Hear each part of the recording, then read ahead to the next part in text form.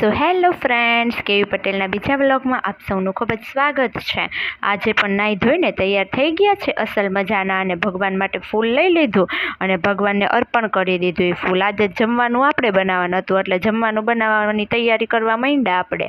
એમાં પાછું મશીન તૂટી ગયું, તેને રિપેર કરવામાં મને તો આવડતું નહોતું, તેમાં પાછી 10 મિનિટ કાઢીને પછી તો પાણી પી લીધું કંટાળીને, અને પછી થઈ ગયું પાછું હરખું। મરચાં સુધાર્યા અને પછી ત્યાર પછી પાછું આપણે મશીનને લઈ લીધું અને કરવા માંડ્યા ક્રોસ, પરંતુ મશીન તો બહુ ઓલું હતું, થતું જ નહોતું। તો પાછું મેં તો બધું સુધાર્યું અને પછી પાછું મેં કીધું લાઈ હવે ટ્રાય કરી જોઉં, જો થઈ જાય તો એમ, બરાબર ન થાય તો કાંઈ નહીં। તો પાછો ટ્રાય કર્યો તો થઈ ગયું વળી જેમ તેમ કરીને।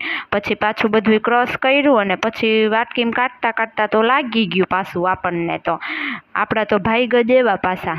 તો પાછું ઠંડી પાણીમાં અડાડ્યું થોડી વાર એટલે પાછું થઈ ગયું હરખું, પાછું બધું આપણે કાઢી લીધું ને હવે આપણે પાછા આવી ગયા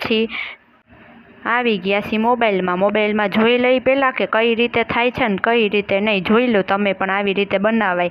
તો એ પહેલાં ફોનમાં જરીક વાર જોઈ લીધું અને પછી આપણે ચડાવ્યું કુકર ઓલા ઉપર ગેસ ઉપર ને નાખ્યું તેલ અંદર, પછી તો આપણે કર્યા થોડા ઘણા મસાલા અને ચડાવી દીધી દાળ। આજે તો દાળ બાટી બનાવવાની હતી, એમાં હું પહોંચાતી નહોતી એક તો પાછું પાટલો લઈ આવી બહારથી, ત્યારે તો હું પહોંચાણી કરી નાખ્યો વઘાર જોરદારનો, સ્મેલ આવતી હતી બરાબરની, આય હાય।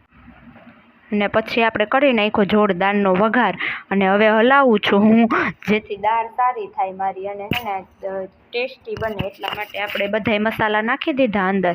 અને હવે આપણો ટાઈમ થઈ ગયો, હવે આપણે જઈશી બહાર। તો મળીએ હવે મારા કાલના વ્લોગમાં, બાય બાય, થેન્ક યુ।